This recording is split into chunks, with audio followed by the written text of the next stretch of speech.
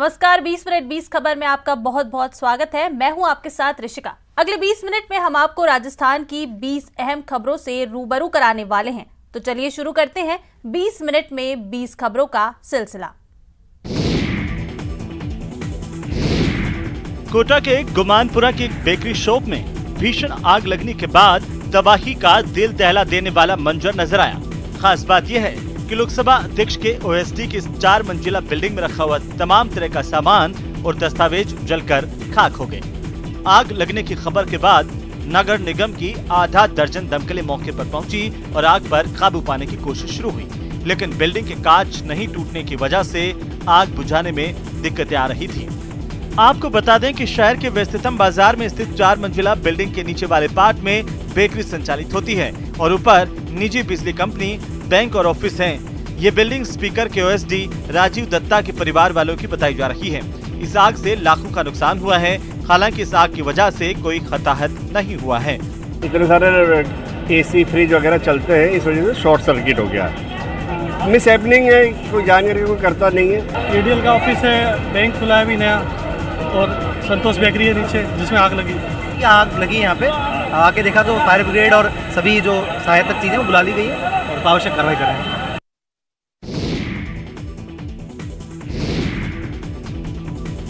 अजमेर के दौराई इलाके में बने तेल गोदाम में आज अलसुबह भीषण आग लगने से हड़कंप मच गया।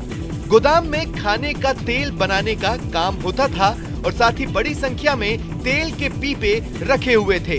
आग की सूचना मिलते ही मौके पर फायर ब्रिगेड की गाड़ियों समेत सिविल डिफेंस के कर्मचारी पहुंचे और आग पर काबू पाने के प्रयास शुरू किए। आग ने देखते ही देखते विकराल रूप ले लिया और पूरा गोदाम जलकर खाक हो गया। आग की तेज ऊंची लपटों के चलते टीन शेड भी पिघलकर ढह गया, जिससे दमकल कर्मचारियों को भी परेशानी का सामना करना पड़ा। आग बुझाने के लिए अजमेर के अलावा सेंदरिया से भी गाड़ी बुलाई गई और करीब 4 घंटे की मशक्कत के बाद आग पर काबू पाया गया, लेकिन तब तक गोदाम पूरी तरह से जलकर खाक हो गया। तो हमने 3-4 गाड़ी लगा के कंट्रोल कर ली इसको, और ये जो इसका जो शेड है वो पिघल के नीचे आ गया था, इसकी वजह से दिक्कत तो आई। फिर आग पे काबू करने की पूरी कोशिश की गई है और कोशिश में हम कामयाब हैं। 90% लगभग आग बुझ चुकी है। आग पे काबू पा लिया गया है। बीकानेर नगर निगम आयुक्त गोपाल राम बिरदा का विवाद पीछा नहीं छोड़ रहा। आज कीर्ति स्तंभ क्षेत्र में अतिक्रमण तोड़ने की कार्रवाई शुरू होने के साथ ही विवाद हो गया। लोगों के विरोध को देखते हुए आयुक्त गोपाल राम बिरदा को मौके पर गाड़ी में बैठकर भागना पड़ा। दरअसल कीर्ति स्तंभ क्षेत्र में जलदाय विभाग के पास बने एक मंदिर को अतिक्रमण मानते हुए निगम की टीम आज कार्रवाई करने पहुंची थी। मंदिर के 4 दीवार पर पीला पंजा चलाने के साथ ही लोगों ने इसका विरोध करना शुरू कर दिया, जिसके बाद निगम की टीम को कार्रवाई के बीच में ही रोकनी पड़ी। विरोध को देखते हुए आयुक्त अपनी गाड़ी में बैठकर रवाना हो गए, लेकिन कार्रवाई के पीछे कांग्रेस पार्षदों का आरोप है कि कल नाले की सफाई को लेकर वार्ड 50 के पार्षद महेंद्र सिंह से आयुक्त से बहस हुई थी। इसी से नाराज आयुक्त ने आज इस कार्रवाई को अंजाम दिया। इस दौरान मौके पर होमगार्ड और पुलिस जवान मौजूद रहे। गौरतलब है कि निगम आयुक्त गोपाल राम बिरदा का पहले महापौर और बाद में कांग्रेस पार्षदों से विवाद होने के कारण नगर निगम राजनीति का अखाड़ा बनता जा रहा है। ऐसे में महापौर और कांग्रेस पार्षदों ने आयुक्त की शिकायत भी प्रदेश तक की है।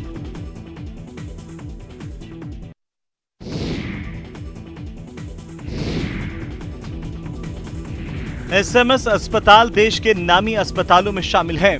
प्रदेश के लगभग सभी जिलों के अलावा उत्तर भारत के कई राज्यों से मरीज बेहतर इलाज के लिए यहां पर पहुंचते हैं। यही कारण है कि हर महीने अस्पताल की ओपीडी में लाखों मरीज पहुंचते हैं, लेकिन राज्य सरकार की तमाम कोशिशों के बाद भी अस्पताल में बदइंतजामी के कारण मरीजों की मुश्किलें कम होने का नाम नहीं ले रही।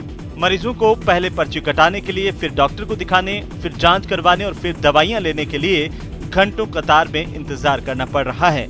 और अगर छुट्टी का दिन हो तो मुश्किलें और ज्यादा बढ़ जाती हैं, क्योंकि अवकाश के दिन सिर्फ 2 घंटे की ओपीडी होती है और बाहर से आने वाले मरीज इंतजार ही करते रह जाते हैं। साथ ही समय पूरा हो जाता है। ऐसे में इलाज नहीं मिल पा रहा और आर्थिक भार भी पड़ता है। कभी तो इधर डुलाते हैं, कभी इधर ट्रॉली नहीं हो रहे हैं, कंधे पे उठा उठा के लेके जा रहे हैं, कोई मतलब ही नहीं, इधर डोल रहे हैं उधर डोल रहे हैं। दवाई लिख दी, उसके बाद में सील नहीं लगने के कारण अब दवाई भी नहीं मिलेगी। अब इतनी दूर से आने के बाद में ये परेशानी का सामना झेलना पड़ा। मेरे हार्ट के लिए दवाई लिखी है, अब वो पता नहीं कहाँ दवाई कहाँ मिलेगी, हमें पता नहीं, अब नया है। हम सरकार से ये मांग करते हैं कि छुट्टी नहीं रहनी चाहिए मेडिकल डिपार्टमेंट की, हॉस्पिटल की। 12 में बुधवार की रात कपड़ा दुकान में घुसकर 2 युवकों पर हमले के मामले ने सांप्रदायिक रंग ले लिया। शहर समेत जिले भर में हो रही लगातार अपराध की घटनाओं के विरोध में हिंदू संगठनों और व्यापार महासंघ द्वारा गुरुवार को बंद का आह्वान किया गया, जिसके तहत सुबह से ही 12 शहर समेत जिले के कई कस्बों में दुकानें बंद हैं। लगातार हो रही आपराधिक घटनाओं को लेकर आमजन में काफी आक्रोश देखा जा रहा है। बंद के दौरान आपातकालीन सेवाएं जैसे पेट्रोल पंप, मेडिकल शॉप भी बंद रखे गए हैं। शहर के तमाम चौराहे पर सन्नाटा पसरा हुआ है। हिंदू संगठनों द्वारा बुलाए गए इस बंद में व्यापार महासंघ और भाजपा ने भी अपना पूर्ण समर्थन दिया है। 12 की कानून व्यवस्था विफल हो गई है। यहाँ कानून नाम की कोई चीज रही नहीं। यहाँ का पुलिस प्रशासन जिस प्रकार से कार्य कर रहा है, कानून व्यवस्था से उसको लेना देना नहीं है। काफी समय से लग रहा है 12 में पुलिस प्रशासन व्यापारी और आम जनता के स्थान पर राजनेताओं की सुरक्षा में व्यस्त है। यही कारण है कि शहर का अमन चैन माहौल पूरी तरह बिगड़ा हुआ है।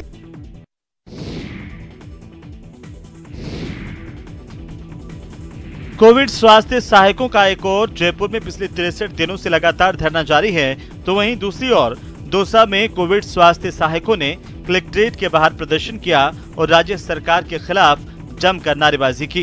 इस दौरान कोविड स्वास्थ्य सहायकों ने चिकित्सा मंत्री प्रसादीलाल मीणा के खिलाफ नारेबाजी करके उनका पुतला फूंका। इस दौरान सीएचए ने चेतावनी दी है कि सरकार उनकी सेवा बहाल करें, नहीं तो 2023 में कांग्रेस को हराने का काम सीएचए करेंगे और आगामी दिनों में मंत्री प्रसादीलाल मीणा जहां भी जाएंगे वहां पर सीएचए काले झंडे दिखाएंगे और उन्हें गांव में घुसने नहीं देंगे।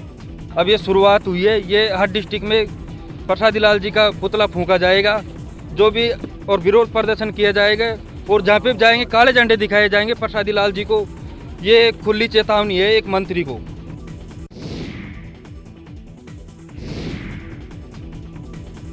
दिल्ली और पंजाब के बाद अब आम आदमी पार्टी ने राजस्थान में भी एंट्री ले ली है। आम आदमी पार्टी के जोधपुर संभाग के केंद्रीय समन्वयक और राष्ट्रीय कार्यकारिणी के सदस्य प्रशांत कुमार जसवाल ने बाड़मेर में कार्यकर्ताओं से मिलकर अगले विधानसभा चुनावों को लेकर चर्चा की। बाड़मेर में आम आदमी पार्टी की बैठक के बाद कार्यकारिणी सदस्य प्रशांत कुमार ने कहा कि आम आदमी पार्टी राजस्थान में दिल्ली मॉडल पर चुनाव लड़ेगी। इसके लिए पार्टी ने आधार बनाना शुरू कर दिया है। शिक्षा, स्वास्थ्य, पानी, बिजली जैसे मुद्दों को लेकर पार्टी मैदान में उतरेगी। इसके लिए पार्टी जनता के बीच जा रही है। उन्होंने कहा कि आम आदमी पार्टी गरीब, शोषित, पीड़ित परिवार के साथ हर वक्त खड़ी है। हम संगठन को अंतिम आदमी तक, हर गांव तक, हर वार्ड तक पहुंचाने के लिए कटिबद्ध है और उसमें हमें जनता का पूरा सहयोग मिल रहा है। सभी लोग जो सामाजिक स्तर पर और राजनीतिक स्तर पर कार्य कर रहे हैं, वो सब लोग आम आदमी पार्टी को एक विकल्प समझ के हमें भरकस मदद कर रहे हैं। आयुष मंत्रालय, भारत सरकार और आयुर्वेद विभाग के हेल्थ एंड वेलनेस सेंटर पर आम जन को जोड़ने के लिए जिला स्तरीय प्रशिक्षण शिविर आयोजित किए जा रहे हैं। इस शिविर में आशा सहयोगिनी, ANM, आयुर्वेद नर्स और कंपाउंडर हिस्सा ले रहे हैं। प्रशिक्षण का शुभारंभ करते हुए आयुर्वेद विभाग के अतिरिक्त निदेशक डॉक्टर अशोक कुमार अग्रवाल ने कहा कि स्वास्थ्य सिद्धांतों को आम जन तक पहुंचाने में आशा सहयोगिनी, ANM की महत्वपूर्ण भूमिका है। जोधपुर में शुरू हुए 6 दिवसीय आयुष प्रशिक्षण के पहले बैच में बड़ली, मोगड़ा कलां, बावरला, जैतीवास, जोलियाली, हरियाढाणा, रणोद, सुवाब की टीम को प्रशिक्षण दिया जा रहा है। घर पे जो औषधियाँ हैं उनका प्रयोग करके किस तरह से व्यक्ति स्वस्थ रह सकता है, सबसे बड़ी चीज़ उसके बारे में जानकारी हो। हम फील्ड में जाएंगे तो हम लोगों को यही बताएंगे कि हमें ज़्यादा से ज़्यादा मतलब आयुर्वेदिक जो दवाइयाँ हैं वो उनके ऊपर वो असर तो धीरे धीरे करेंगी, लेकिन वो हद से ज़्यादा करेंगी।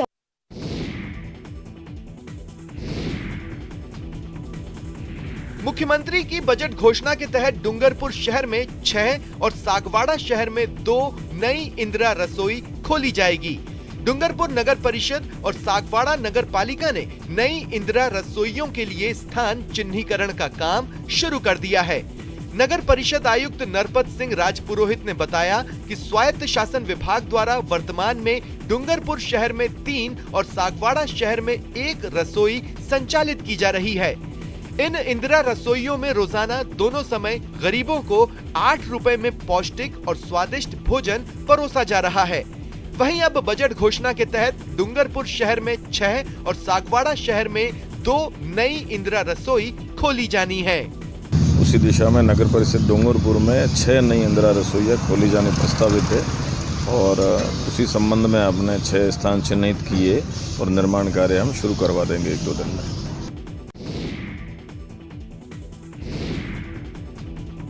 अब गांव की तर्ज पर शहरों में भी मनरेगा के काम शुरू किए जाएंगे।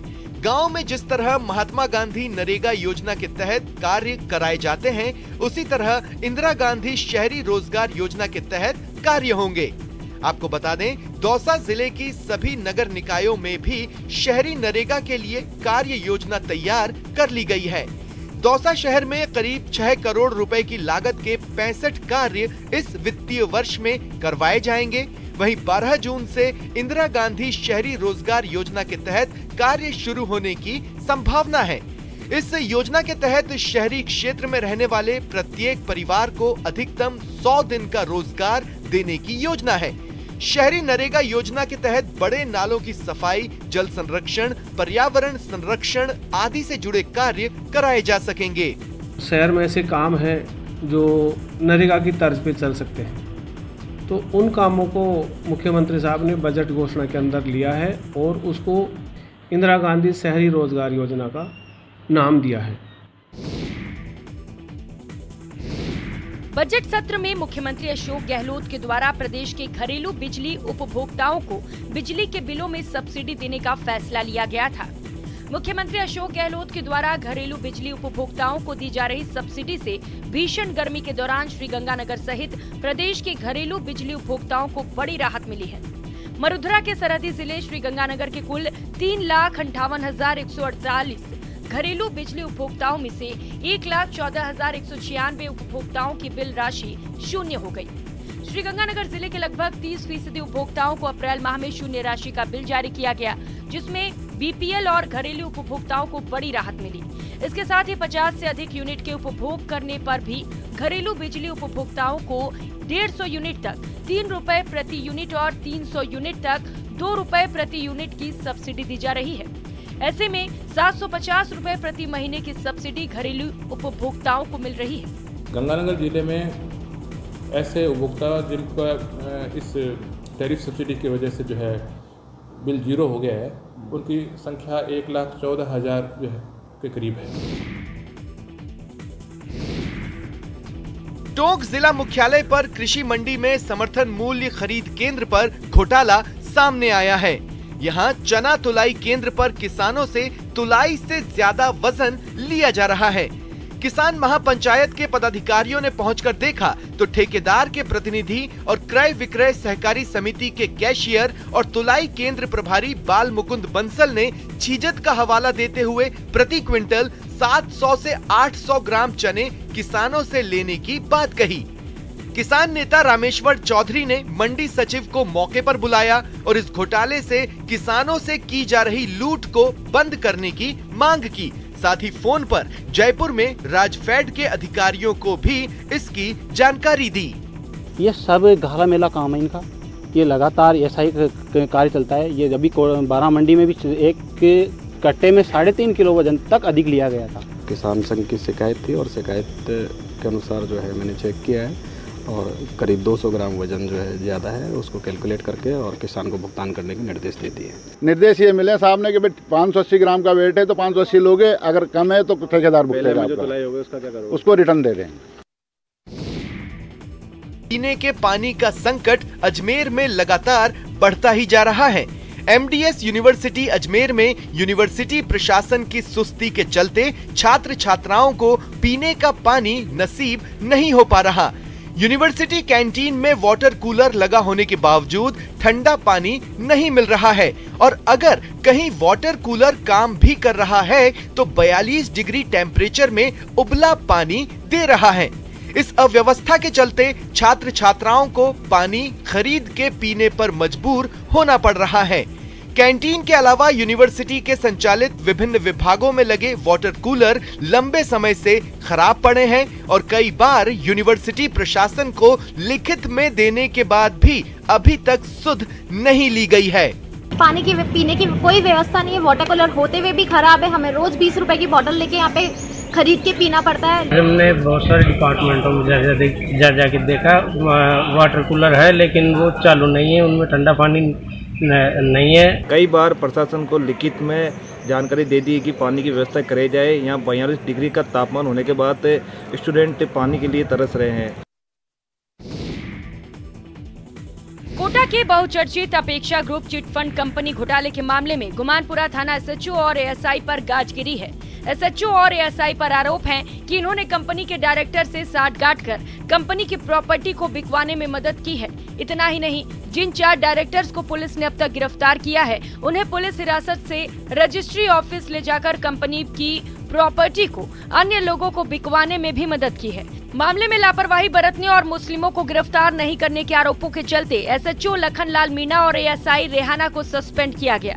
कोटा सिटी एसपी केसर सिंह शेखावत ने बताया कि अपेक्षा ग्रुप कंपनी के खिलाफ गुमानपुरा थाने में मुकदमा दर्ज है, जिस पर आरोप है कि उसने शहर के 3500 से ज्यादा लोगों को अपना शिकार बनाया और उनसे 200 करोड़ की ठगी की है। पीड़ित लोगों की शिकायत पर अपेक्षा ग्रुप कंपनी के 38 निदेशकों के खिलाफ 2 जनवरी को एफआईआर दर्ज हुई थी, जिसमें अभी तक महज 4 आरोपियों की ही गिरफ्तारी हो पाई है। और एक रेहाना अब्बास नाम की एएसआई है गुमानपुरा थाने में, जिसको ये सारे परिवार दिए गए थे, उसने कोई कार्रवाई नहीं की, पटके रखा, इसलिए दोनों को निलंबित किया गया। पूरे प्रकरण की जांच एडिशनल एसपी हेडक्वार्टर राजेश मील को दी गई है। इसमें और किसी का भी इन्वॉल्वमेंट होगा तो उनके खिलाफ भी कार्रवाई की जाएगी। उत्तर पश्चिम रेलवे में पर्यावरण अनुकूल रेल संचालन के लिए ब्रॉडगेज लाइनों का विद्युतीकरण का काम तेज गति से जारी है। उत्तर पश्चिम रेलवे में 2014 तक ट्रैक विद्युतीकरण 0 किलोमीटर था, लेकिन 2014 के बाद उत्तर पश्चिम रेलवे में विद्युतीकरण के लिए केंद्र सरकार ने बजट प्रदान किया और पिछले 8 सालों में 2864 किलोमीटर ट्रैक को पूरी तरह से इलेक्ट्रीफाई किया गया है। पूरी उत्तर पश्चिम रेलवे पर अभी तक 2864 रूट किलोमीटर का विद्युतीकरण हो चुका है। हमारा लक्ष्य है कि दिसंबर 2023 तक पूरा उत्तर पश्चिम रेलवे का मार्ग विद्युतीकरण हो जाएगा। हालांकि जो लक्ष्य 2022 तक तय किया गया था वो अब तक पूरा नहीं हो पाया और अब नया लक्ष्य 2023 तक का दिया गया है। चुनौती यह है कि 2014 से 2022 तक 2864 किलोमीटर तक का काम ही पूरा किया गया है, तो अगले आखिरकार कुछ महीनों में 2500 किलोमीटर के ट्रैक का काम कैसे पूरा होगा। भरतपुर के कंकड़वाली कुइया के पास की रहने वाली दीपेश कुमारी ने भरतपुर का नाम रोशन किया है। यूपीएससी की परीक्षा पास कर दीपेश कुमारी ने 93वीं रैंक हासिल की है। दीपेश कुमारी के पिता चाट पकौड़ी का ठेला लगाते हैं और उसी से उन्होंने दीपेश कुमारी को इस मुकाम तक पहुंचाया कि आज उसने यूपीएससी की परीक्षा पास करने में सफलता हासिल की है। अपनी सफलता का श्रेय दीपेश कुमारी ने अपने पिता गोविंद शर्मा और अपनी माता उषा को दिया। उसने कहा कि आर्थिक तंगी से गुजरने के बावजूद भी माता पिता ने मुझे अच्छी शिक्षा दिलाई और उसके बाद मैं इस मुकाम तक पहुंची। दीपेश कुमारी 5 भाई बहनों में सबसे बड़ी हैं। दीपेश कुमारी की शिक्षा अच्छी होने के कारण उसे हर जगह स्कॉलरशिप मिली और उसी का सहारा लेकर उसने आगे की पढ़ाई की। तो भगवान को, मम्मी पापा को, भाई बहन को, चाचा चाची, ताऊ ताई और अम्मा को देना चाहूँगी। साथ में मेरे टीचर्स राइट फ्रॉम मेरे स्कूलिंग से ही 12th क्लास के जो टीचर थे इंजीनियर रवि शर्मा जो बाबा सुखदेव स्कूल चलाते हैं वो, और साथ में मेरे जो और भी टीचर जिन्होंने मुझे कॉलेज में पोस्ट ग्रेजुएशन में हेल्प किया वो सब, और सारे परिवार वाले, इनको श्रेय देना चाहूँगी। गरीबी अमीरी चलती रहती है, ये तो बच्चे लायक हैं तो कोई गरीबी नहीं है, कोई अमीरी नहीं है बच्चों के लिए, समझना इस बात को।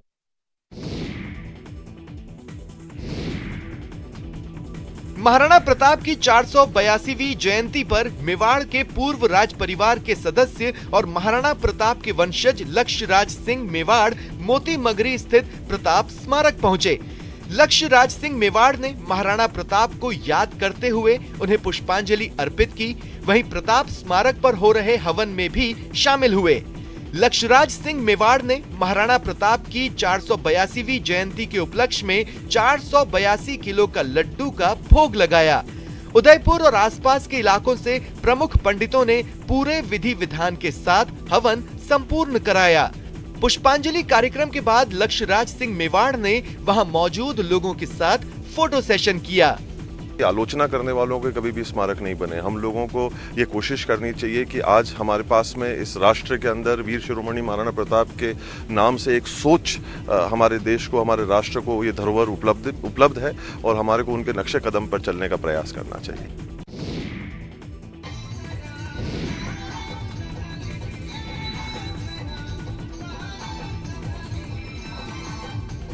बीएसएफ की 87वीं बटालियन के 55वें स्थापना दिवस पर कई सांस्कृतिक कार्यक्रमों का आयोजन किया गया। बीएसएफ के कमांडेंट रणवीर सिंह ने शहीद दीपा राम की वीरांगना शांति देवी को प्रमाण पत्र भेंट कर शॉल ओढ़ाकर सम्मानित कर हौसला अफजाई की। 1971 युद्ध के हीरो सेवानिवृत्त कमांडेंट LR यादव और लांस नायक भैरू सिंह को बीएसएफ अधिकारियों द्वारा मंच पर सम्मानित कर भारत माता के जयकारे लगाए। कमांडेंट रणवीर सिंह, LR यादव, भैरू सिंह, पालिका अध्यक्ष मनीष पुरोहित और प्रधान भगवंत सिंह तंवर ने केक काटकर बीएसएफ की 87वीं बटालियन का 55वां स्थापना दिवस मनाकर एक दूसरे को शुभकामनाएं दी। इसका श्रेय पूरा सीमा सुरक्षा बल को जाता है ये प्रोग्राम सफल बनाने के लिए।